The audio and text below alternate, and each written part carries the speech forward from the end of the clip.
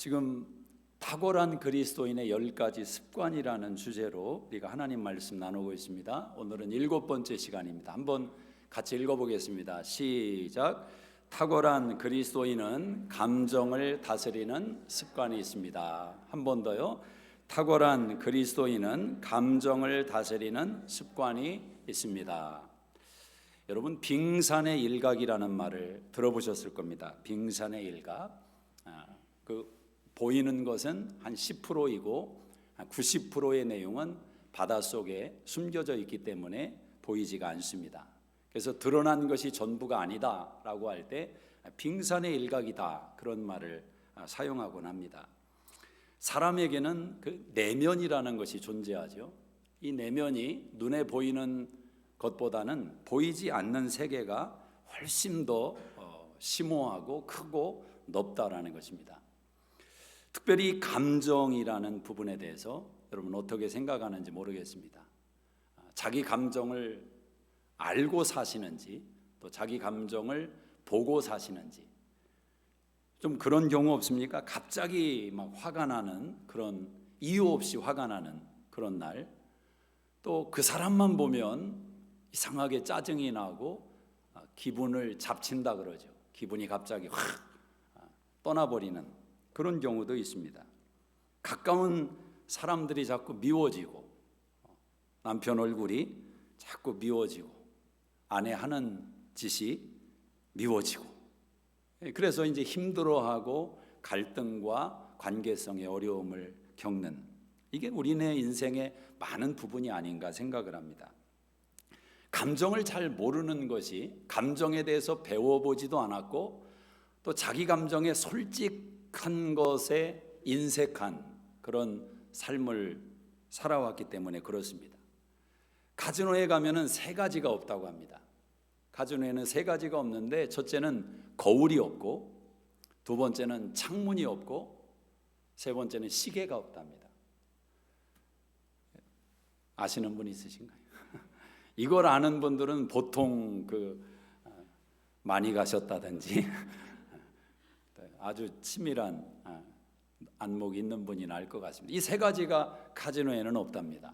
왜 없느냐? 이 3가지는 하나같이 자기를 돌아보게 만드는 도구가 되는 겁니다. 예를 들면 거울이 있다고 한번 해보십시오. 거울을 딱 보면 담배에 찌들어서 있는 그 카지노의 환경과 또 자기의 모습이 그렇게 밝아 보일 리는 없죠. 내가 뭐하고 있나, 이런 생각이 들 수 있고, 또 창문이 있다면 그래도 환한 밖에 창공을 한번 보는 순간 그 칙칙한 공간 안에서의 자신의 행위를 돌아볼 수 있고, 또 시계를 본다면 시간이 지금 이렇게 지나도록 내가 뭐하고 있는 건가, 자기를 돌아보고 깨닫게 되는 부분이 있습니다. 그래서 그런 요소들을 막아놓지 않았나, 굉장히 치밀한 심리를 이용하는 내용이겠다 생각을 합니다. 우리는 감정의 교육을 많이 받지 않았습니다. 특별히 한국인들은 감정을 이렇게 누르는 문화 속에서 많이 자라온 경향이 있습니다. 사내 아이들이 울면 혼나는 겁니다. 사내 녀석이 운다고. 남자는 꼭 3번만 울으라고 허가증을 받았습니다. 태어날 때 울고, 부모님 돌아가셨을 때 울고, 또 나라가 망했을 때 울어라. 사내는 이렇게 3번만 울어야 된다. 그래서 그런 보이지 않는 무언의 압력 속에서 살다가 또 어느 순간이 되면 감정을 요구하는 그런 감정의 폭력이 또 주어지기도 합니다. 예를 들면 부모님이 돌아가셨는데 상주를 서는 자녀들이, 특별히 아들들이 울어야 되지 않습니까? 아이고 아이고, 손님이 오실 때마다 아이고 아이고 그러는데, 이게 아이고도 한두 번이지 안 나올 때가 있지 않습니까? 그러니까 이게 전혀 슬프지도 않은데 아이고만 찾는, 이것도 힘들으니까 나중에는 녹음기에다가 저장을 해서 아이고를 틀어놓는 일이 실제로 있다고 합니다. 그게 지금 뭐 하고 있는 건가, 그런 생각이 들 수 있습니다. 감정을 억눌렀고, 또 감정을 어떤 때는 요구하고, 또 감정에 폭력을 가하는, 그래서인지 우리는 감정에 대해서 그냥 내맡겨져 있는, 내가 내 감정을 모르고 또 감정이 어떻게 나를 억압하는지, 폭력을 가하는지 깨닫지 못해서 힘들어하고 그렇게 살아가는 인생이 아닌가 생각을 합니다. 남자들의 감정은 좀 단순하다면, 좀 무뎌진다면, 여자들의 감성은 또 너무 복잡하고 오묘해서 이 두 사람이 충돌을 일으키는 일은 자명한 일이 아닌가 생각을 합니다. 건강한 사람은 자기 감정을 들여다보는 렌즈가 있는 사람입니다. 감정의 민감함을 깨닫는 것입니다. 유독 그 사람만 보면 내가 왜 기분이 나쁠까? 생각을 한번 해봐야 됩니다. 나는 왜 그 말만 배우자에게서 들으면 갑자기 괜찮았는데 갑자기 요동치는 감정이 일어날까? 그 단어에 대해서 한번 생각을 해봐야 됩니다.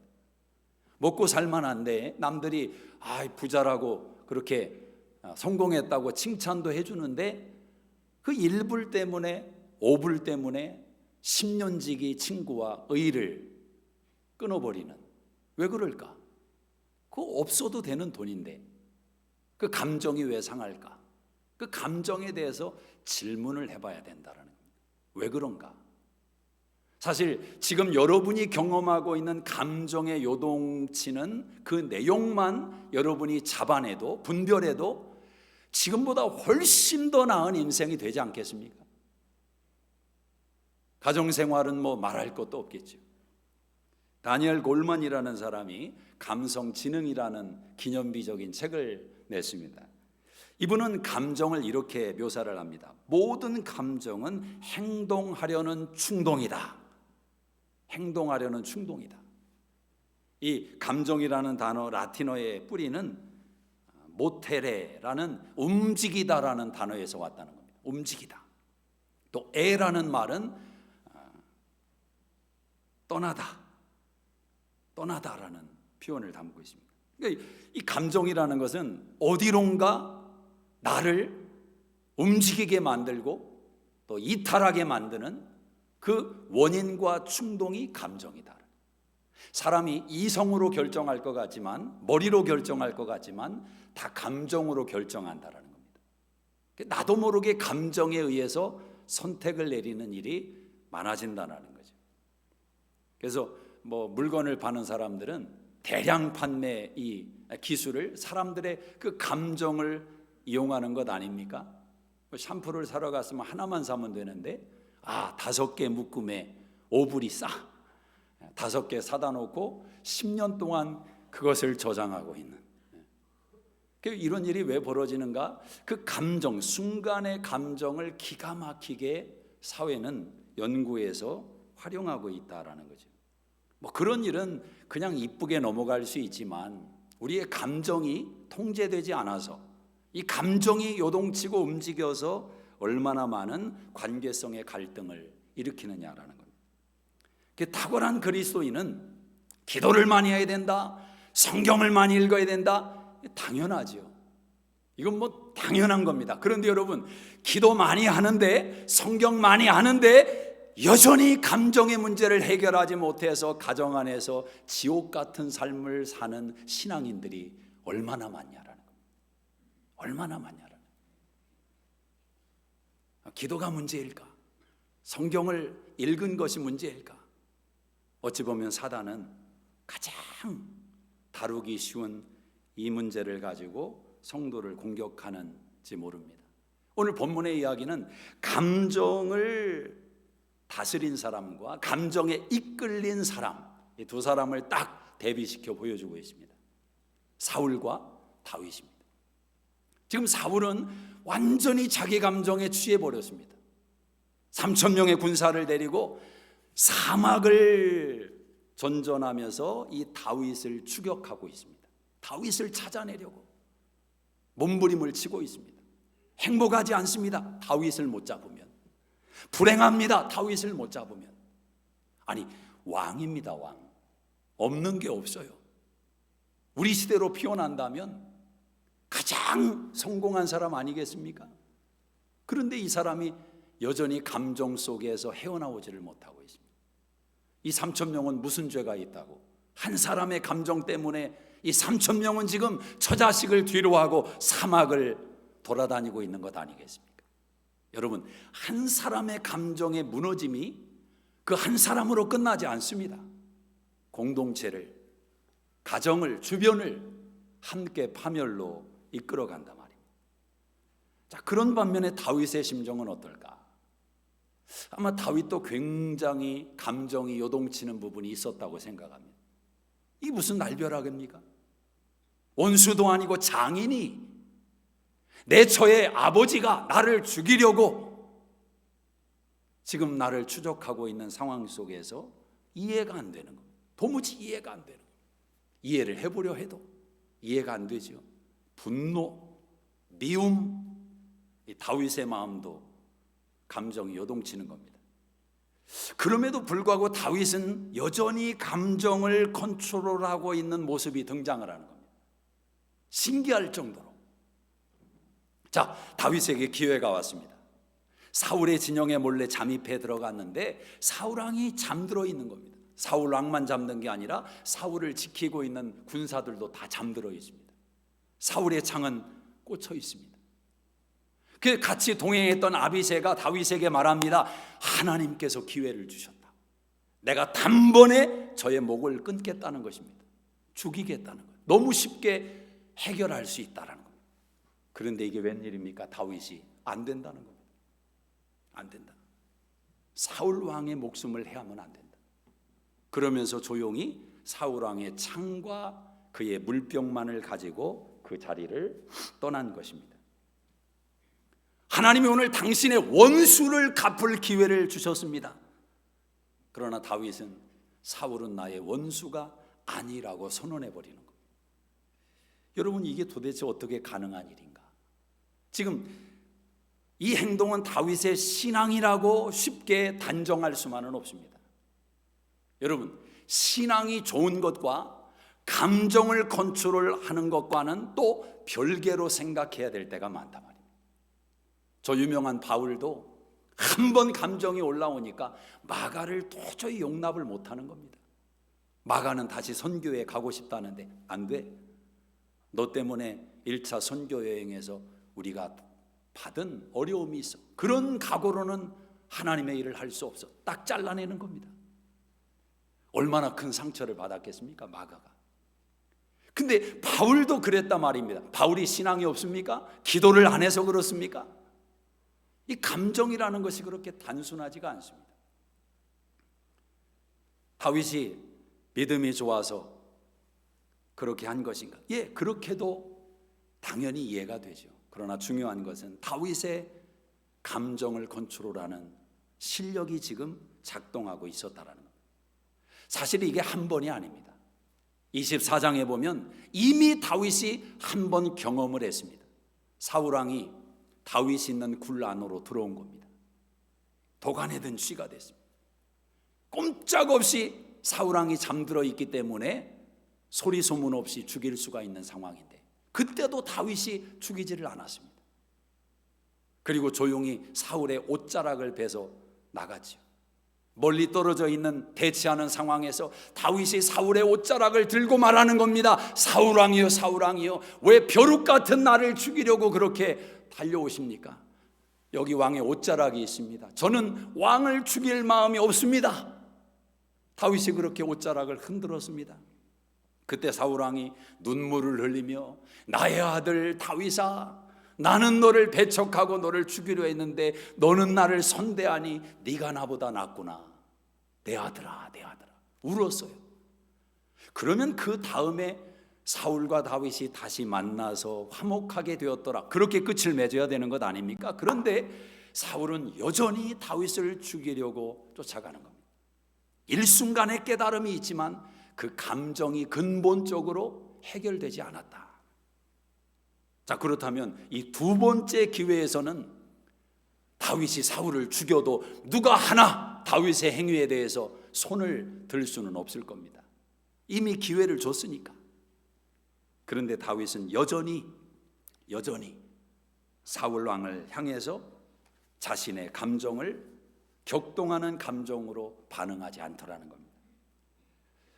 여러분, 지금 사울의 마음과 다윗의 마음이 자기의 마음입니까? 저는 여기에 여러분이 아셔야 될 중요한 사실이 있다고 생각합니다. 여러분의 감정은 여러분 것입니다. 그러나 어느 순간에 여러분의 감정은 여러분 게 아닙니다. 지금 사울의 감정은 사단이라는 존재가 주무르고 있습니다. 사울의 감정을 가지고 사울의 인생을 망가뜨리기 위해서 지금 애쓰고 있습니다. 사울이 그 말에 올라타 버렸습니다. 그리고 그 감정의 말이 질주하는데 그것이 자기를 사망으로 이끌고 있다는 것을 깨닫지 못하는 거예요. 반면에 다윗의 감정은 하나님의 손에 붙들려 있습니다. 하나님이 다윗의 감정을 붙들고 있습니다. 다윗도 인간인데 부하들이 하는 말이 왜 귀에 들려오지 않겠습니까?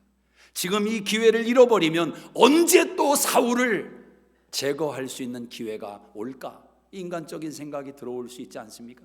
그러나 하나님에게 붙들린 다윗의 감정은 그 결정을 내려놓는 것입니다. 하나님이 기름 부은 자를 내가 죽일 수 없다.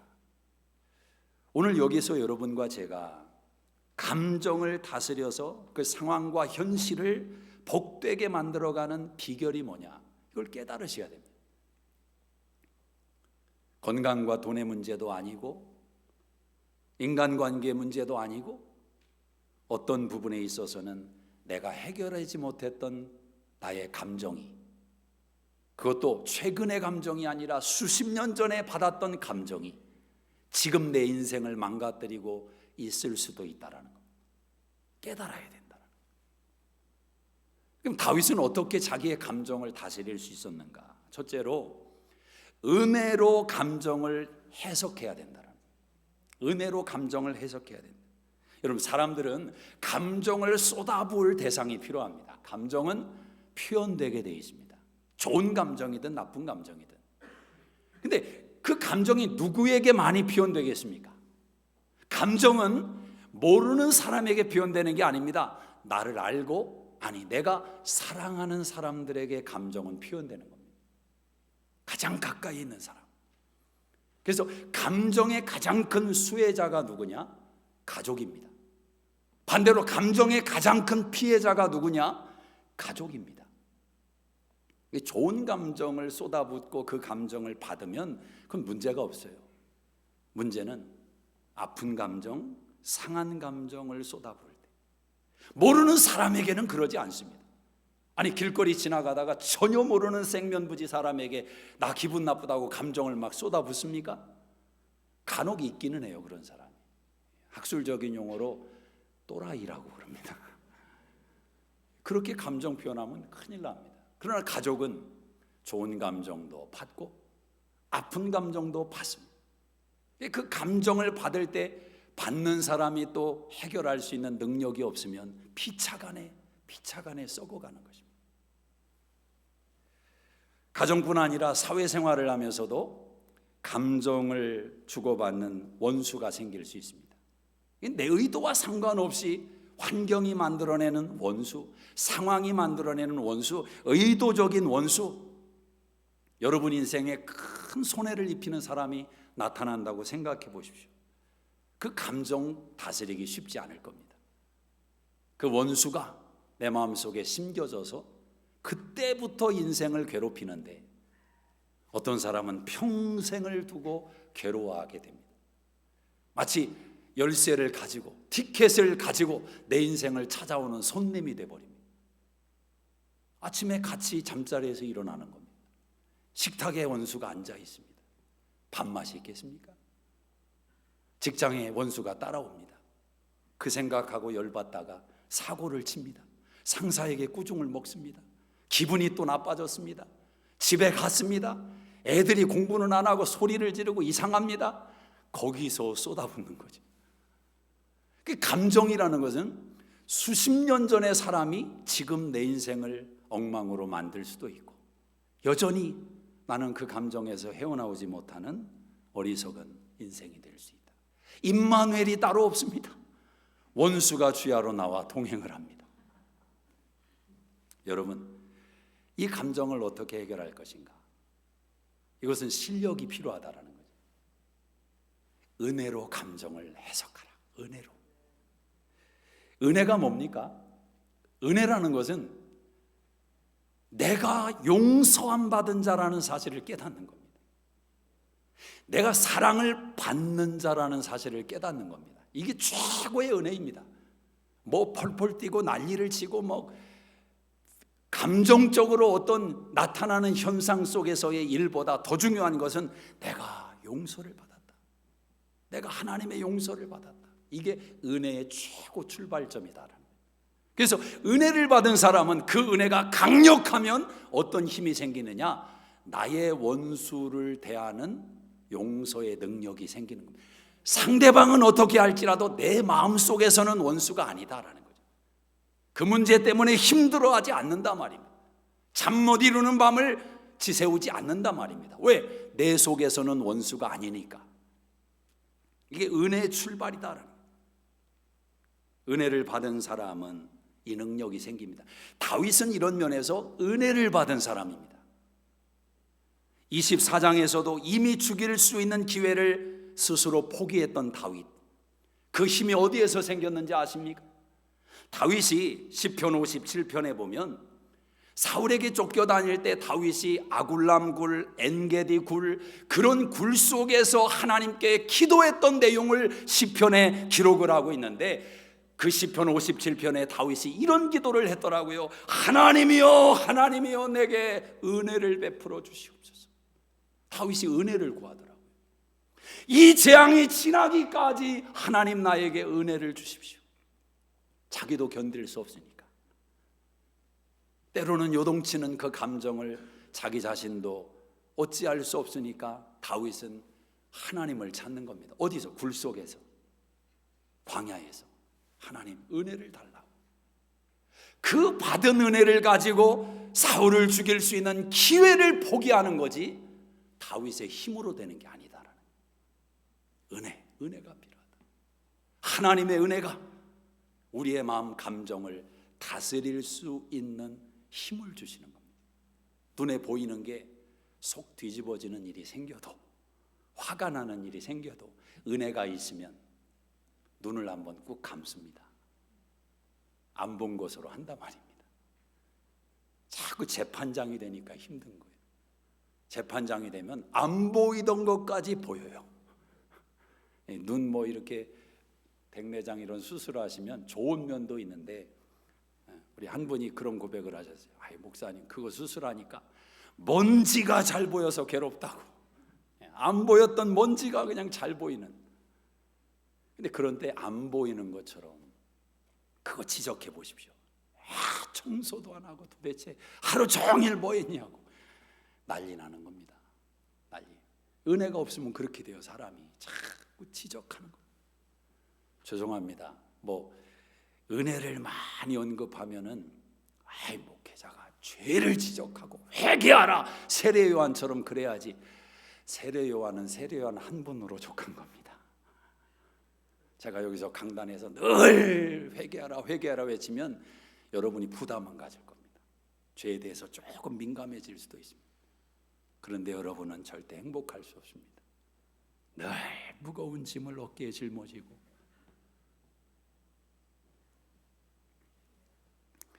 물론 은혜만이 능사는 아니겠죠. 그러나 우리에게는 은혜가 필요한 겁니다. 은혜가 필요한 거예요. 아니, 아들까지 주신 하나님께서 아들까지 주시면서 사랑을 하셨는데 우리의 조금 눈에 보이는 연약함 때문에 족치고 때리고 엎어놓고, 저는 그런 하나님이 아니라고 생각해요. 문제는 뭐냐? 은혜를 아직 깨닫지 못했으니까 변화가 더딘 거죠. 내가 용서받은 거다. 어떻게 용서받았는지 이 복음의 감격과 깊이를 아직 누리지를 못하니까 변화가 좀 더딘 거지. 시간이 되면 깨달을 거다. 우리 주님은 지금도 그렇게 기다리신단 말이에요.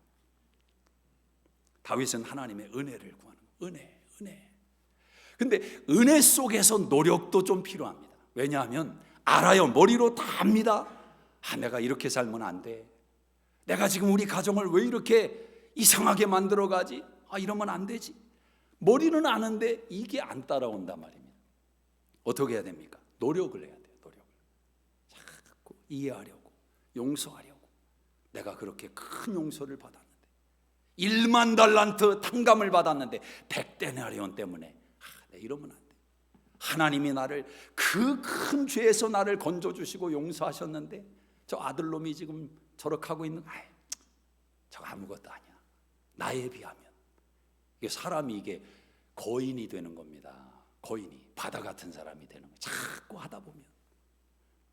오늘 이번 주에 한 분에게서 참 귀한 은혜의 간증을 들었습니다. 마음에 참 용서가 안 되는 사람 때문에 힘들어 하신 겁니다. 연세가 있으신 분인데 오랫동안 참 믿음이 귀하신 분이고 성경도 많이 아시고 늘 하나님과 동행하는 삶을 실제로 사신단 말이에요. 근데 그게 해결이 안 되는 겁니다. 너무 힘들으니까 그 무거운 마음을 가지고 딸에게 대화를 걸은 겁니다. 딸에게 이야기를 했어요. 엄마가 이 마음 때문에 힘들다. 그렇게 했더니 딸이 조언을 했어요. 엄마한테. 엄마, 빈말처럼 여겨져도 용서한다고 자꾸 혼자 고백을 해. 그러니까 이분은 하나님께 그런 기도를 드리는 것도 부담이 되는 거예요. 왜? 내 마음은 안 그런데 기도를 하니까 이중적인 게 느껴지니까 기도도 힘든 거예요. 근데 이 딸의 조언을 받고 그때부터 용서를 시작했습니다. 용서한다고. 내가 당신 용서한다고. 그 사람은 알지도 못하는 거죠. 혼자 용서한다고. 그런데 그렇게 반복하다 보니까 어느 순간에 용서의 불씨가 나오는 겁니다.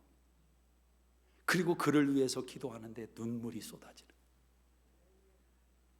진짜 마음으로 용서가 되는 거예요. 누가 수혜자입니까?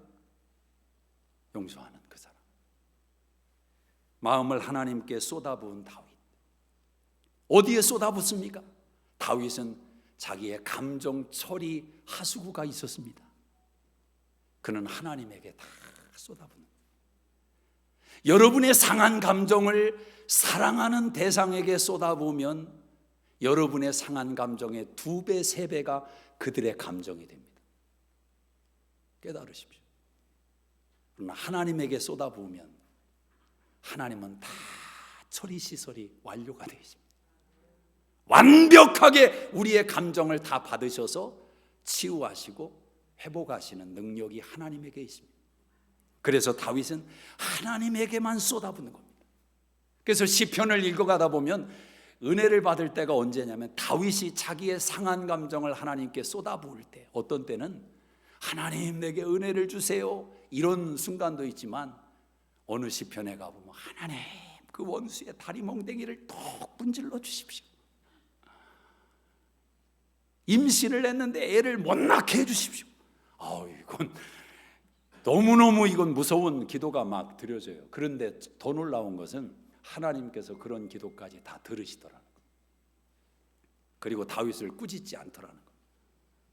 그렇게 다 쏟아붓다 보면 어느 순간에 다윗이 마지막에는 어떻게 끝내는지 아십니까? 하나님, 그래도 하나님밖에 없습니다. 하나님을 찬양해요. 미워하던 마음을 내려놓고 치유가 되는 거죠. 치유가. 사실 상담 가서 치유받는 거 별거 아닙니다.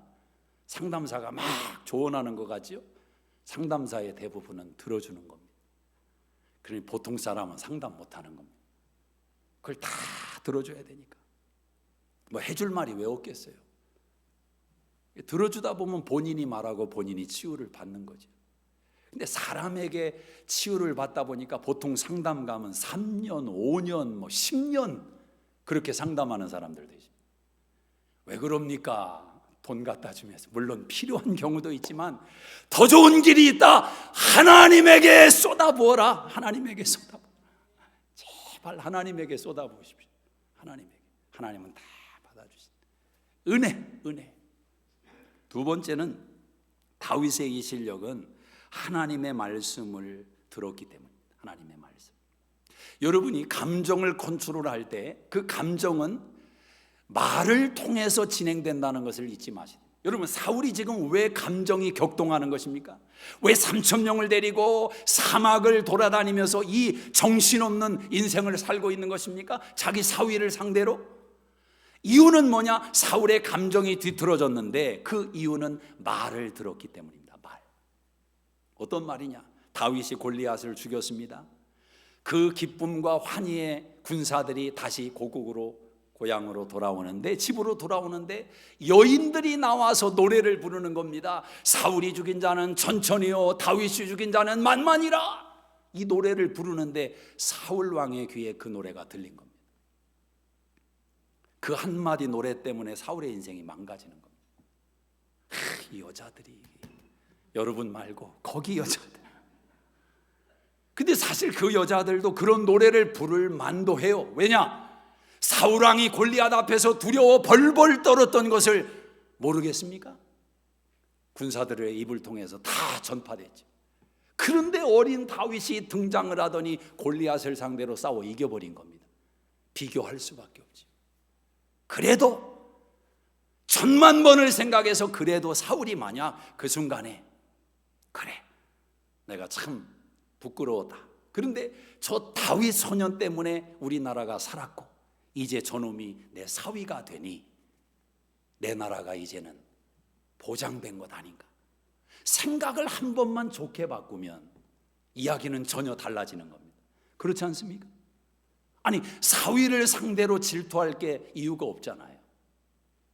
아니, 며느리를 상대로 질투하고 싸울 이유가 없잖아요. 내 가족인데. 근데 우리는 그런 사람을 상대로 싸우는 겁니다. 세상의 3차 대전은 저기 소련하고 미국하고 싸우는 게 아닙니다. 가정 안에서 일어나고 있는 것입니다. 그럴 이유가 없잖아요. 감정. 그 한마디 말을 붙들고 사울은 그때부터 정신없이 그 감정의 말이 달리는 곳으로 따라가 버리는 겁니다. 근데 여러분, 다윗은 어떻게 그 일어나는 감정의 요동을 어떻게 제압했는가? 다윗이 광야에서 뭘 했는지 아십니까? 큐티를 했더라고요. 시편 63편에 보니까 다윗이 내가 침상에서 주를 기억하며 새벽에 주의 말씀을 작은 소리로 읊조릴 때에 주는 나의 도움이 되셨습니다. 이게 보통 고백이 아닙니다. 이게 왕궁 침상 안에서가 아니라 지금 쫓겨다니고 있는 그 광야의 사막의 한복판에서, 동굴 속에서 다윗은 새벽에 일어나서 하나님의 말씀을 읊조리는 겁니다. 하나님의 말씀을 고백하는 것입니다. 그런데 그때 다윗에게 하나님이 힘이 되셨다. 하나님의 말씀을 들으면 힘이 생기는 줄로 믿습니다. 천만인이 둘러치려 하여도 지금 당장 내 인생에 낭떠러지 앞에 서 있다 할지라도 하나님의 말씀이 들리는 순간 내가 너와 함께한다. 나는 너의 편이다. 내가 너를 도와줄 것이다. 담대하라. 이 말씀이 한번 밀려 들어오면 천하 없는 환경도 이겨낼 줄로 믿습니다. 이게 말씀의 능력이에요. 말씀의 능력. 예레미야는 이 말씀이 불방망이가 되어서 때로는 역사한다고 고백하는 거예요. 불을 지르는 거예요. 소망의 불을 지르는 겁니다.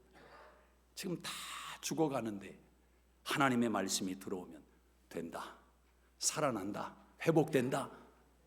하나님의 말씀이 우리의 인생을 거듭나게 하는 줄로 믿습니다. 그 말씀이 무덤에 전파되면 죽은 나사로가 걸어 나오는 겁니다. 그 말씀이 홍해에 선포되면 홍해물이 갈라지는 것입니다. 그 말씀이 여리고성에 선포되면 여리고성이 무너져 내리는 겁니다. 하나님의 말씀. 새벽에 그 말씀을 붙들고 읊조렸던 다윗, 그에게는 감정이 요동치는 인생이 아니라 하나님의 말씀이 주도해가는 인생. 마지막으로 세 번째는 이것입니다. 다윗이 어떻게 감정을 다스렸는가? 하나님을 앞에 모시고 살았다. 하나님을 앞에 모시고. 다윗의 신앙을 한마디로 표현하면 코람데오, 하나님 앞에서. 여러분, 하나님 앞에 모시고 산다는 신앙이 무엇입니까? 하나님을 즐거워하는 겁니다. 하나님을 기뻐하는 겁니다. 하나님께 재롱을 부리는 겁니다. 여러분, 자녀들이 누구 앞에서 재롱을 부립니까? 부모 앞에서. 내가 사랑하는 부모 앞에서 재롱을 부리는 거예요.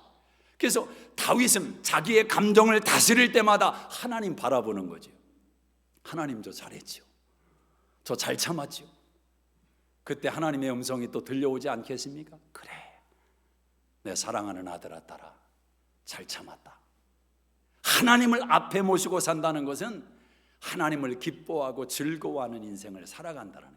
하나님이 최고로 영광받는 인생이 누구냐? 하나님을 기뻐하는 사람, 하나님을 즐거워하는 사람.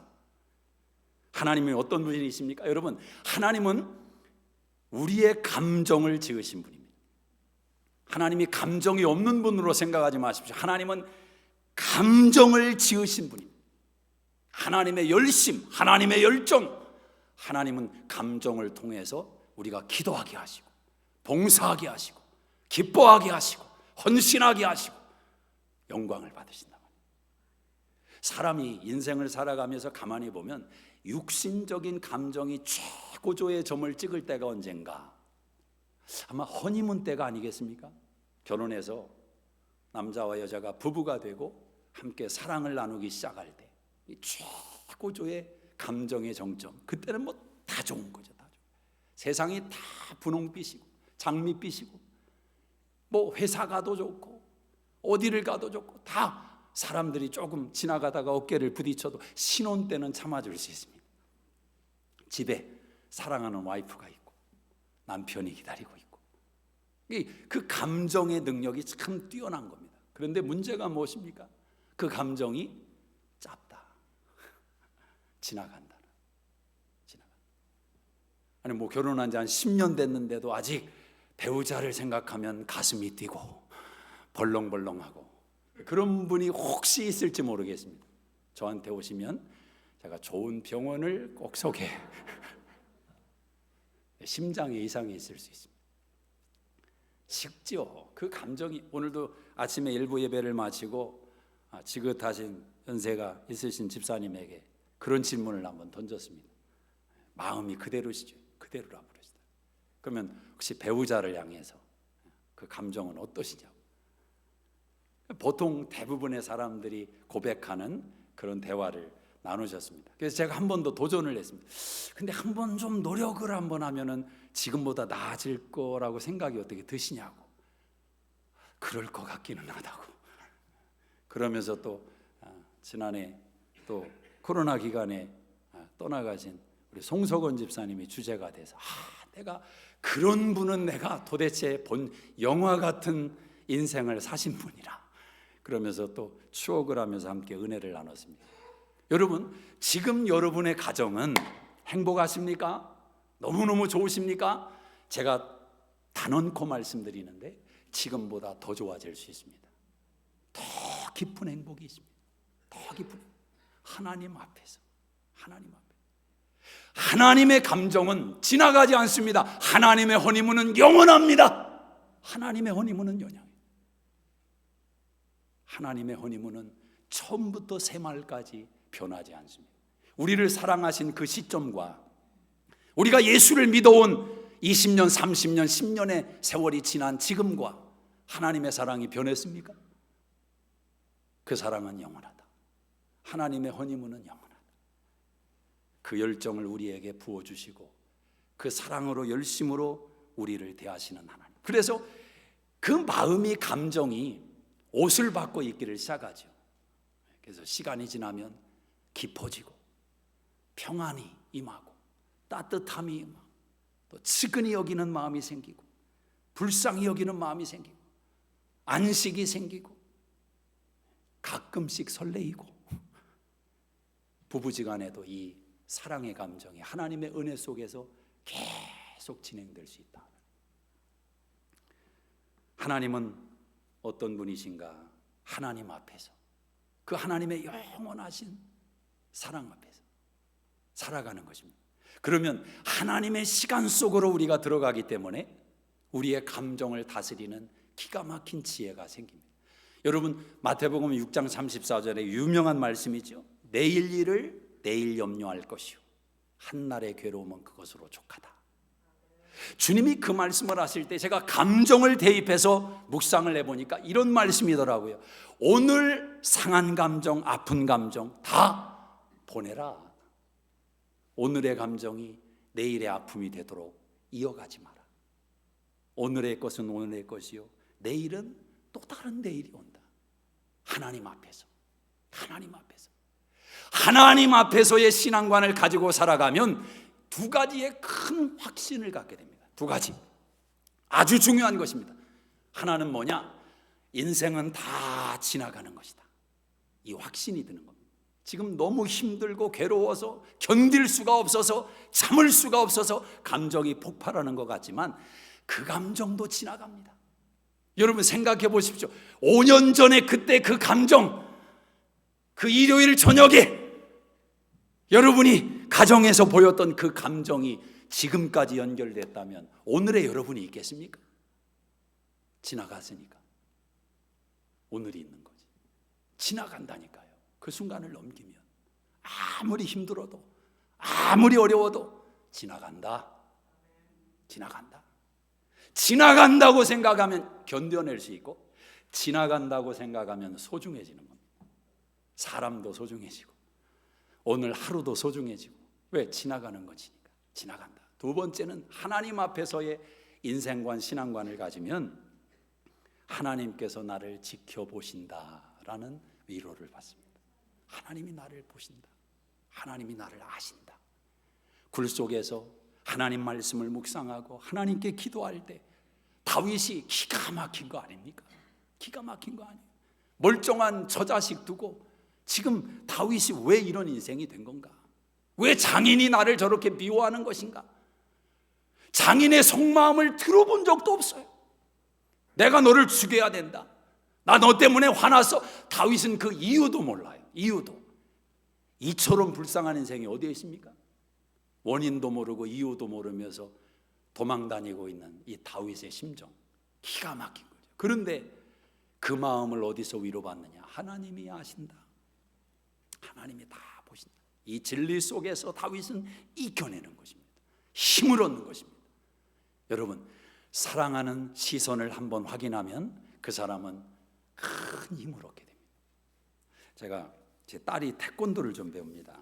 태권도를 배우는데 월요일 날은 제 일과 가운데 빠지지 않는 일과 중에 하나가 태권도장에 데리고 가야 됩니다. 주말에 딸하고 보낼 시간이 없으니까 월요일 학교 갔다 와서 그 오후에 몇 시간은 무조건 우선순위는 거기에 있습니다. 딸을 데리고 이제 태권도장에 가는데 지난주입니다. 딸이 무슨 말을 하냐면, 아빠, 나 쳐다보지 마. 태권도장에서 나 보지 마. 보지 말라는 거예요. 그래서 안 봐. 왜 보지 마냐 묻지도 않았어요. 아니 꽂고 매시 꽂고 뭐 그 감정까지는 아니어도 그냥 그게 웃겨가지고 그냥 안 봐. 알았어, 안 봐. 근데 가서 이렇게 앉아 있는데 안 봐집니까? 어떻게 하다 보다가 또 시선이 딱 마주쳤습니다. 얼른 천정을 봤습니다. 그렇게 하고 이제 오면서 아이스크림을 하나 사주고 제가 차에서 물었습니다. 왜 아빠가 보지 말라고 그런 거냐 물었더니 대답이 아주 심플한데 필링이 이상해. 무슨 엄청난 얘기 나오는 것도 아니고 필링이 이상해. 태권도 하는 게 조금 바더가 됐나? 뭐 저 혼자 생각을 한 겁니다. 그런데 그 말을 두고 제가 한참 혼자 생각을 했습니다. 그리고 제가 속으로 그렇게 말했습니다. 이상할 거다. 네 필링이 이상할 거다.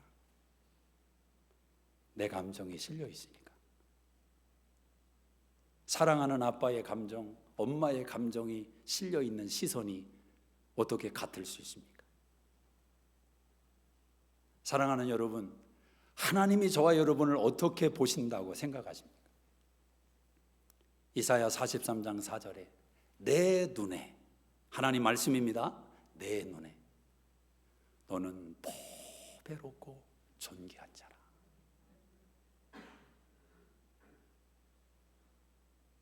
제발 부탁드립니다. 그 하나님을 즐거워하십시오. 그가 복 있는 인생입니다. 기도하겠습니다. 자리에서 한번 일어나실까요? 오늘 눈을 감고 1분 동안만 여러분이 한번 자신에게 질문해 보십시오.